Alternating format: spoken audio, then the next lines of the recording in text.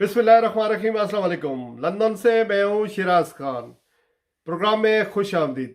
पाकिस्तान में गंदम का स्कैंडल इतना बड़ा है कि जो गंदम बाहर से मंगवाई गई है उसमें इतने बड़े पैमाने पर खुर्द-बुर्द हुई है, कई खराबियां हुई हैं कि अगर हमारे मुल्क के अंदर एहतसाब का, कानून का और कोई पूछने वाला हो, तहकीकात करने वाला अदारा हो, इस माफिया को पकने वाला हो, तो ये गंदम स्कैंडल ब्यूरोक्रेट्स को, हुकूमती अख्तियार, अरबाब अख्तियारात को और फिर सियासी शख्सियात को फंदा डालने के लिए काफ़ी है, क्योंकि उन्होंने बहुत ज़्यादा इसके अंदर खुर्द-बुर्द किया और जानबूझकर ये मसला इतना ही गंभीर बना दिया। और ये स्कैंडल आप सुन लीजिएगा कि कभी भी इससे जो मौजूदा हुकूमत है या निगरान हुकूमत है वो बच नहीं पाएगी। पता चलूँ आपको कि वज़ीर आज़म शहबाज शरीफ की हदायत पर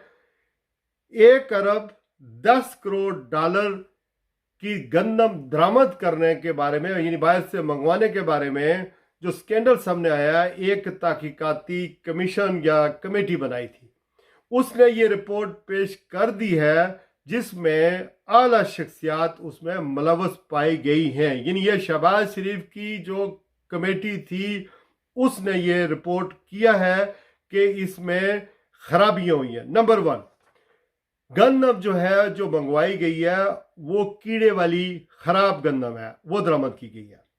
मुनाफे की शरह इसमें ज्यादा रखी गई है। और सबसे बड़ी बात, टेंडर के लिए वैसे बोलियां लगती है ना, जिसे बिडिंग कहते हैं, कोई बोली नहीं लगी, कोई बिडिंग नहीं हुई, वैसे ही कॉन्ट्रैक्ट दे दिया गया और बाहर से गंदम मंगवा ली गई। मिकदार गंदम की जो है वो भी मंजूर शुदा हुजम से ज्यादा थी, यानी जो जितनी गंदम मंगवानी थी उससे भी इन्होंने ज्यादा मंगवाई है। निगरान और मौजूदा हुकूमत के अहम लोग इसमें शामिल हैं। ये वजीर आजम की हदायत पर जो इंक्वायरी कमेटी है उसकी रिपोर्ट में आपके लिए पढ़ रहा हूं। तो माफिया को पकड़ने वाला कोई हो तो ब्यूरोक्रेट, हुकूमती एहलकार, सियासी शख्सियत के गले में फंदा डालने के लिए ये इसके अंदर इनफ एविडेंस मौजूद है। मौजूदा हुकूमत के पहले माह में अब अंदाजा करें कि शहबाज शरीफ की मौजूदा हुकूमत इससे बचना चाहती है।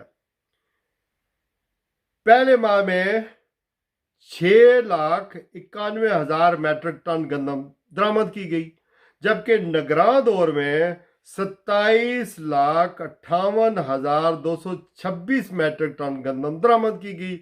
मार्च 24 में 57 अरब 19 करोड़ 20 लाख मालियत की गंदम दरामद की गई।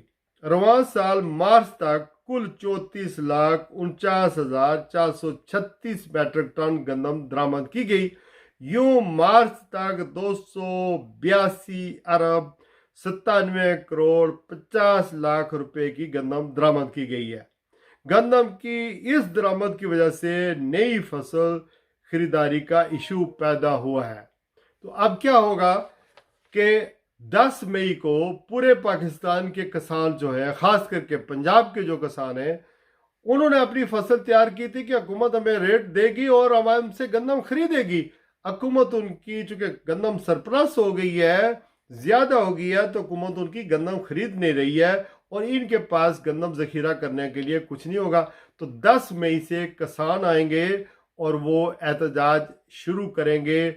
वो अपने हक के लिए, बजाय ये कि किसानों के एहतजाज को हम उनसे नेगोशिएट करके उन्हें उनकी मदद करें, हम उन्हें, हमारी पुलिस उन्हें डंडे मारेगी, हमारी पुलिस उन्हें डराएगी कि ये आपने एहतजाज न करें, चुप हो जाए। ये ऊंट किसी करवट बैठने वाला नहीं है। ये है पाकिस्तान और ये है पाकिस्तान की माफिया। ये गंदम उस वक्त दरामद की गई और डॉलरों में मंगवाई गई जब हमें डॉलर की ज़रूरत थी और बाकी जितनी इंपोर्ट्स हैं उसके ऊपर पाबंदी लगी हुई है, चूंकि एलसी जो है वो खोलने के लिए हमारे पास डॉलर नहीं है। तो ये है सारा माजरा और ये है सारा गोरख धंधा जो हमारे हुकूमती अरबाब अख्तियार करते हैं और इस मुल्क के लोगों के साथ खिलवाड़ करते हैं। और एक तरफ हमारे यहाँ गंदम सरप्लस है, लेकिन आटा फिर भी 170 रुपये 180 रुपये किलो वो फरोख्त हो रहा है आज भी दुकानों पर आम लोगों के लिए। दूसरी बात ये कि ये पंजाब का इशू है, इसको नालायकी समझे पंजाब की गवर्नमेंट की या वजीर आला की, उसको टेकअप करना चाहिए था, लेकिन वो इनकम्पिटेंसी वजीर आला पंजाब की है, ये पंजाब का इशू था, वफाकी हुकूमत ने टेकअप कर लिया है। हालांकि वजीर आला पंजाब की ये ड्यूटी थी कि इसमें सारे इन्वॉल्व हैं। अनवारुल हक साहब एस्टैब्लिशमेंट के बंदे हैं, मोहसिन नकवी साहब एस्टैब्लिशमेंट के बंदे हैं। सियासी तौर पर टकराव जब होता है तो मुल्क मजीद सियासी अदम इस्तेकाम का शिकार हो जाता है। और जैसा कि अनवारुल हक काकड़ साहब ने हनीफ अब्बासी को जब चैलेंज किया कि तुम इसमें गंदम की खुर्द बुर्द में मुलव्वस हो, तुमने कमीशन खाया, तो उन्होंने कहा कि आप तो फार्म 47 वाले ज़्यादा बोले तो हम आपका ऐसे की हम आपको ऐसी की तैसी कर देंगे। और वैसे भी एस्टेब्लिशमेंट और मौजूदा हुकूमत के दरमियान एक शो डाउन किसी, एक रिफ्ट किसी, एक दूरी सी, एक खलीज किसी सूरताल पैदा हो चुकी है, चूँकि एस्टेब्लिशमेंट चाहती थी कि अनवारुल हक काकड़ को डिप्टी वज़ीर आज़म बनाया जाए।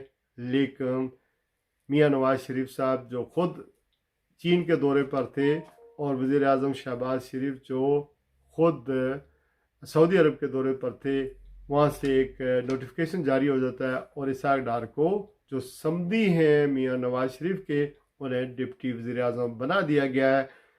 अब एक तरफ मोहसिन नकवी हैं वज़ीर दाखिला, एक तरफ जो है वो औरंगज़ेब साहब हैं वज़ीर ख़जाना, और एक तरफ डिप्टी वज़ीर आज़म हैं और एक तरफ वज़ीर आज़म हैं। तो ये घर के मामलात और इस्टेब्लिशमेंट के मामलात जो हैं इसी तरह के हैं। और अदालतें अगर इंसाफ करें, फैसले अगर आज़ादाना हों, तो ये सारा जो फार्म 47 पे जो हुकूमत जो खड़ी है ये धड़म से गिर जाए। लेकिन इंसाफ करने वाला यहाँ कोई नहीं है। इंसाफ हो तो हमारा मुल्क आगे बढ़े और हम तरक्की कर सकें। और हमारे दरमियान जो चोर हैं, अचक्के हैं, जो लोगों के हकूक़ पर डाका मारते हैं और टैक्स पेयर के मनी को इस तरह इस्तेमाल करते हैं, वो दोबारा इक़्तिदार में ना आए। लेकिन होता ये है कि इक़्तिदार में वही लोग आते हैं जो करप्ट होते हैं और इसी तरह वो मुल्क की दौलत लूटते हैं। आप देख लीजिएगा इस गंदम स्कैंडल के अंदर अवाम की तो से नहीं है। अवाम का तो एक ही अरबा होता है कि वो वोट दे और करप्ट को आउट कर दे और ईमानदार को, जो भी लोग हैं उनको वोट देकर इक़्तिदार में लाए, लेकिन ये नहीं कर सकते। आज के लिए बस इतना ही। अल्लाह पाकिस्तान और अहले पाकिस्तान की खैर करे। इंशाल्लाह मैं अगले व्लॉग के साथ हाज़िर हो जाऊँगा। अपना ख्याल रखिएगा। अस्सलामु अलैकुम वरहमतुल्लाहि वबरकातुहू।